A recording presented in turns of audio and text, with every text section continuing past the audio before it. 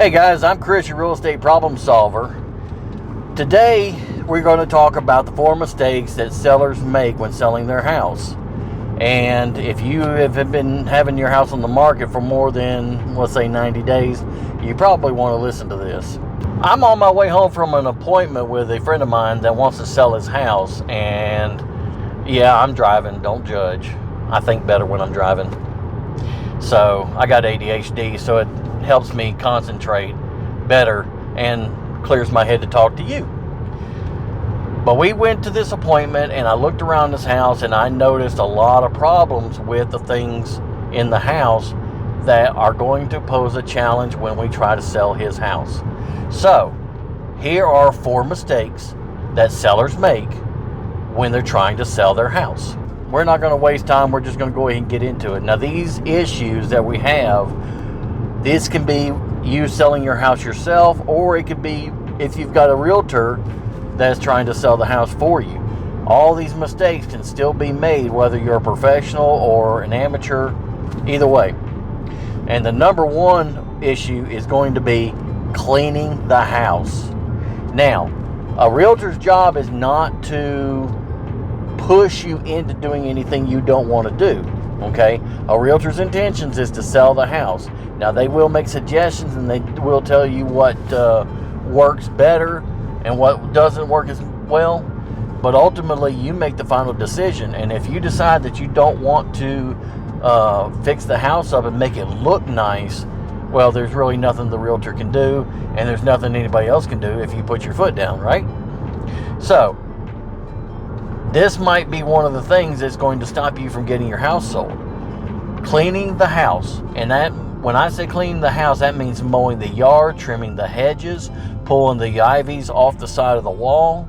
That means trimming back any tree limbs that are hanging over the house. That means going through the house and scrubbing the walls, picking up the laundry, doing the dishes.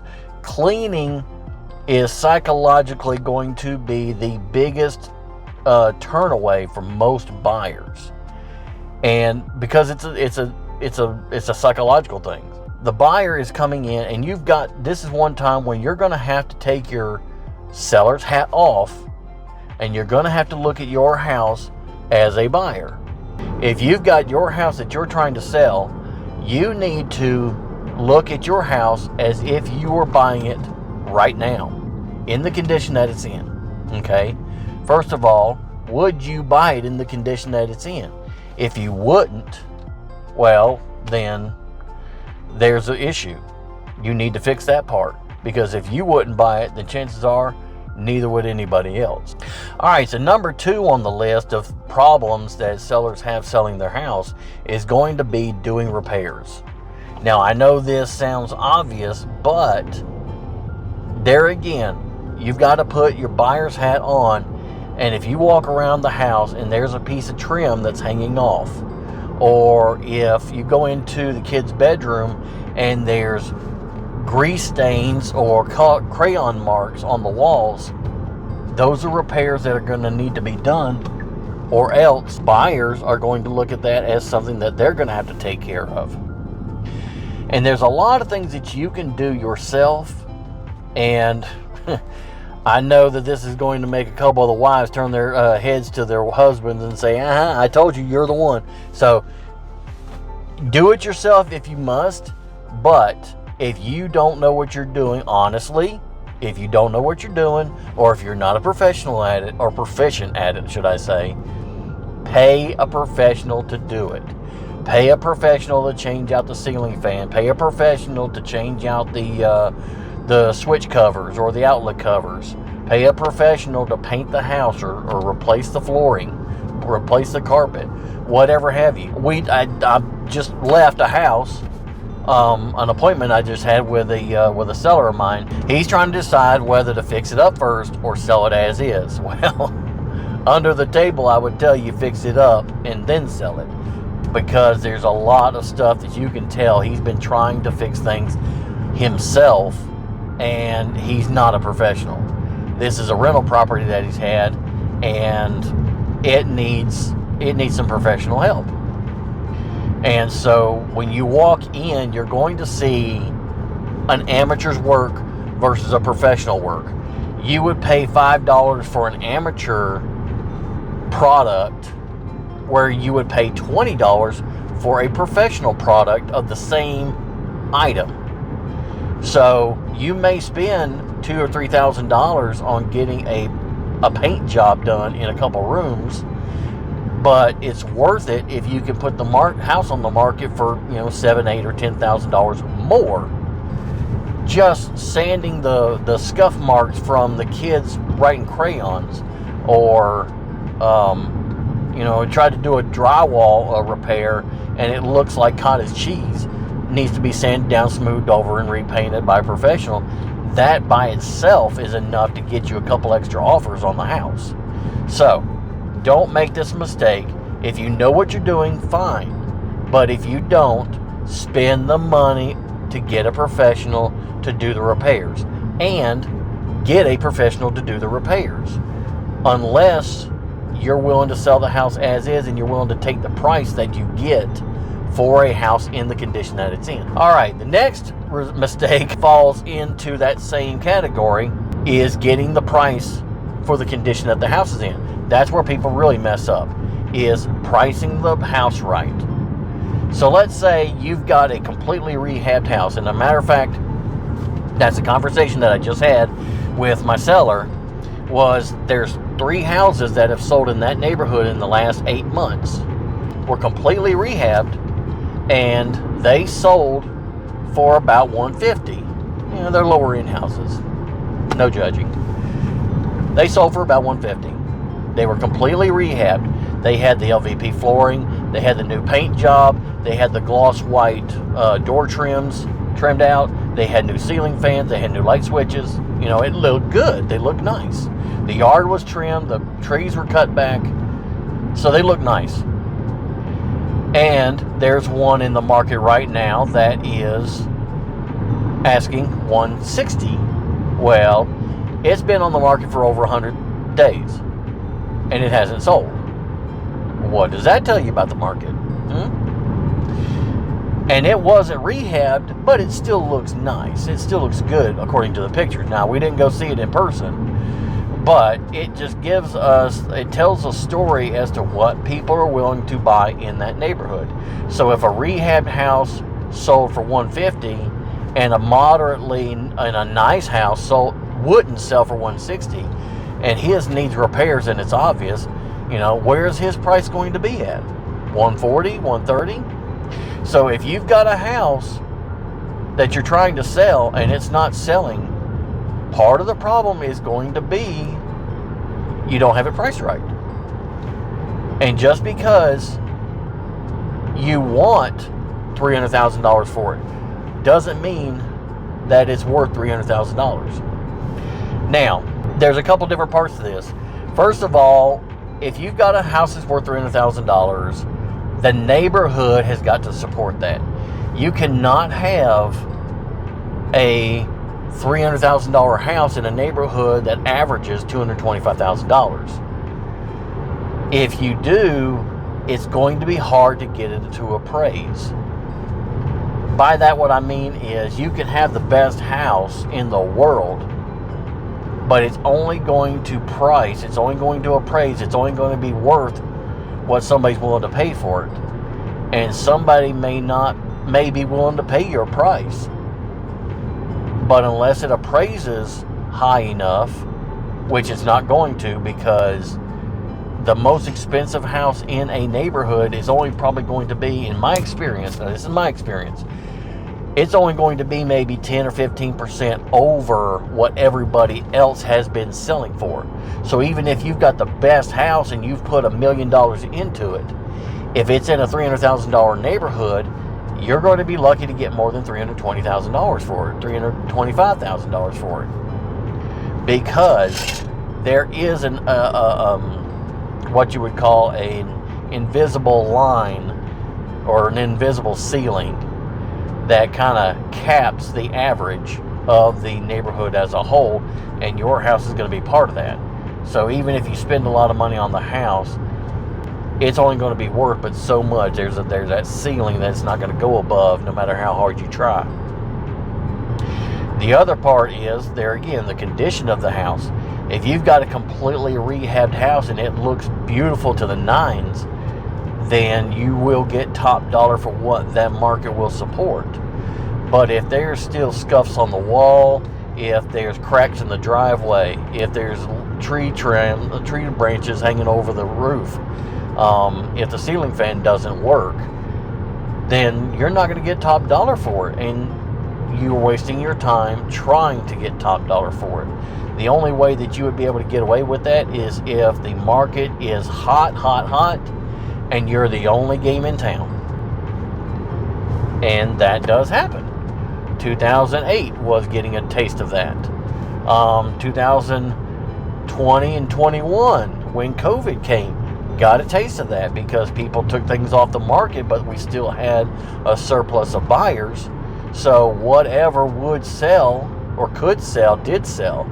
We had a rehab that we did that should not have gone for more than $120,000. We ended up getting 137 and 23 offers because we were the only one of 200 houses that were currently on the market, and there was well over 300 or 400 buyers. I mean, we had people chomping at the bit. We were trying to do an open house on a Saturday, and there were people that were coming by on Thursday and Friday trying to get in. We locked the super box so they couldn't get in because we wanted everybody in at the same time to create that bidding war. But that only works under those conditions. So make sure that you price your house according to the condition and according to the fair market of the neighborhood. All right, so you've been waiting on number 4 because that's going to be the big ticket item that really hangs up a lot of people, and that's going to be marketing. Putting a yard sign out and telling your friends about it is not marketing. Going to church and telling the pastor to make the announcement about the house is not marketing.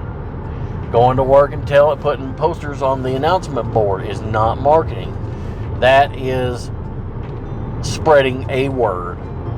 But in order for you to sell a house, especially in this market, because it is, whether you like it or not, it is starting to cool off. There are not as many buyers as there once was. Granted, there's not as many sellers either. So the whole market as a whole is kind of slowing down. So there's your market report for the month. There's not as many buyers, but there's not as many sellers either. So the big thing is getting your house out to as many people that are interested in your house. Somebody's willing to pay for that house. You just got to get in front of as many somebodies as you can. Now, with that being said, can you get on Facebook? Can you get on Twitter? Can you get on Instagram? Can you get on YouTube? Can you get on Google AdWords? Can you get on the MLS? The biggest concentration of buyers, unfortunately, whether you like it or not, is the MLS. So you may be trying to save money by doing it yourself, or you may have a realtor, and the realtor may not be doing as much as they could be doing. So marketing, and you've watched this in all kinds of businesses. You've watched, I'm going to create a controversy here, but PC beat Apple. Apple's clearly better than PC, but PC had the market share, PC had the marketing, PC had IBM as a backup, so they overtook the market by leaps and bounds, even though they did not have a superior product. VCRs, VHS versus Beta. Anybody in the industry would tell you that Beta was superior to VHS, but VHS got the market share because VHS had better marketing and a better backing. There's a lot of products that were not quite as good as another product, but they won out because they had better marketing. You've got to be able to market the house to as many people that are interested in your product as possible. Now, with that being said, do you have time, or do you have the inclination to learn how to market the house? If not, then it might behoove you to find an agent that is more versed in marketing real estate. Now here's a little sub bonus to doing the repairs in the house. Everybody has their personality, their individuality, and if that gets put on the walls and in the decor of the house, a very customized house is not going to sell to the general public as easily as a house that is a little more neutral. So if you have one color in a bedroom and then another color in the bathroom, say you've got a yellow hallways and a pink bedroom and then a black bedroom, you're going to turn off a lot of your buyers because some people just don't want that. So it would be a good idea while you're looking at around what repairs need to be done to the house. A very, very good point to make would be to try to make the house as symmetrical, as uniform as possible, because symmetry sells a house. You do not want a lot of contrast, hot pink with orange and what's his name? Transformer. Bumblebee yellow mixed with purples and greens. So anyway, you want the house to be as uniform as possible, because uniformity it flows. Okay, that's why new houses have similar colors, and gray has been the go-to color for just about every builder for the last 11 years. So if you want to sell your house faster, one thing you might want to consider is looking at the house. And let me go back to the beginning. When you're looking at the house, get somebody else to look at the house. Get the most honest, unbiased friend that you've got and tell them, come over, look at the house, and evaluate it. That's going to give you an honest opinion on what your house needs in order to sell, because you're getting somebody that doesn't have a stake in the game. That's your little bonus. So make sure that the house is as uniform as you can make it. There again, unless you're willing to adjust your price accordingly. And before you go, make sure to check out the rest of the videos on this playlist to help you sell your house. If you have any questions, give me a call, text me. I'm always available. I always love to talk about real estate. It's my favorite thing while I'm driving. And if you haven't noticed, I'm still not home yet. So I'll talk to you on the next one. Have a good day.